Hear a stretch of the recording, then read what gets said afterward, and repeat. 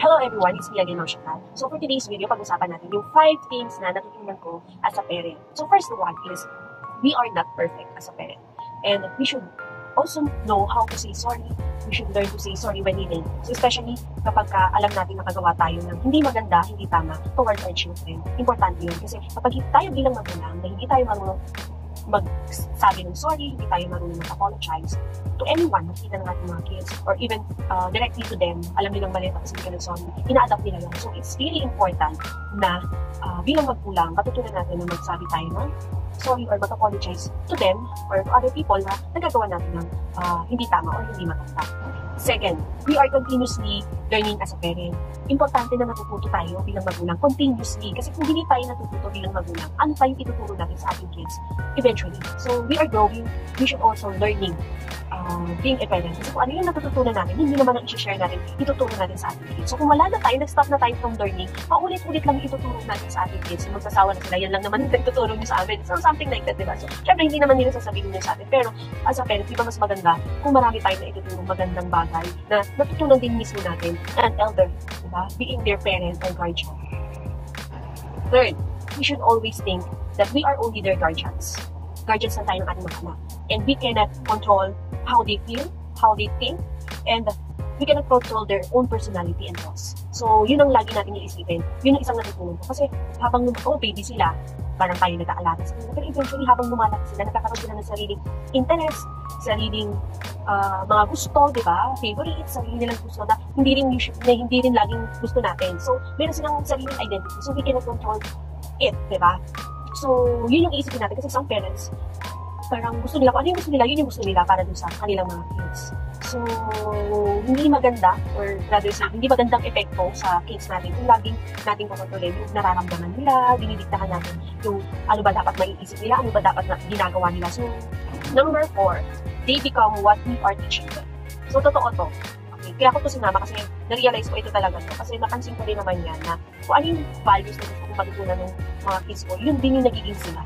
Like, we are teaching them to share what they can share to others. Eventually, kahit hindi na namin sabihin, nagiging ganun sila. Na parang, minsan ako na ngayon sabi, hinay-hinay lang sa pagbibigay, baka kasi mamaya ikaw na yung nauubusan. So parang, ganun ba? O kaya naman, helping others na sa tingin mo, kailangan ng tulong. So, they become like that. Yun nga lang, syempre, as a parent, namulat din kasi kami mag-asawa. In this world, pwede kang abusuhin. So, medyo mahirap na ituro, pero we are trying to teach them na maging balance in everything they do, lalo na sa pagbibigay. Kasi we might end up being abused by other people, lalo na yung mga nagsisik ng help, lalo na yung, alam mo yun. So, mababait yung kids ko. Hindi dahil sa anak ko sila, pero yun yung nakikita ko sa kanila. And dahil din siguro sa binutulong ko namin na magbigay kung ano yung kaya nila, mag-share kung ano yung kaya nilang i-share.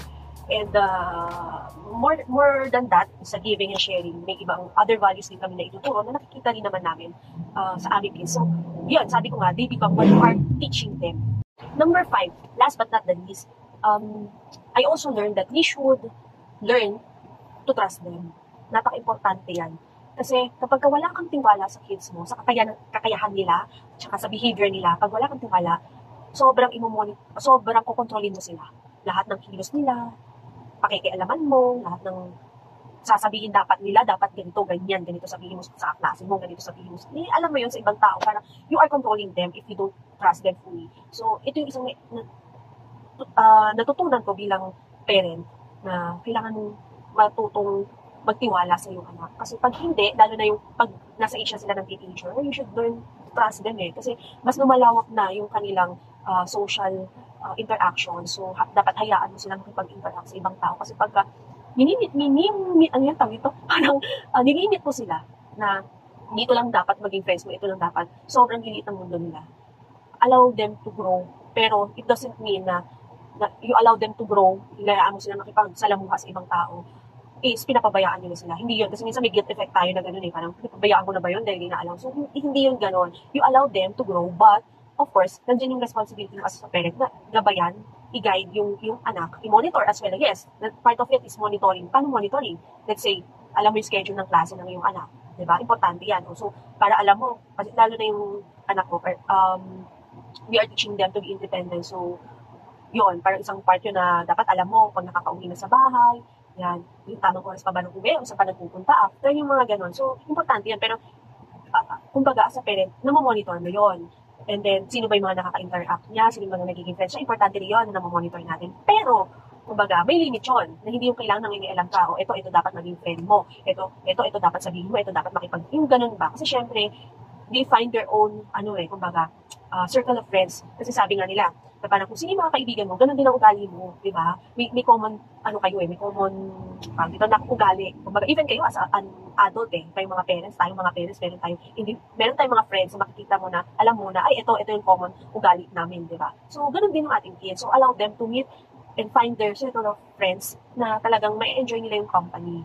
So, yun lang. So, kayo mga dear parents o parents, comment down below ano yung mga natutunan nyo as a parent eventually in your parenting journey. So, yun lang. Thank you for watching.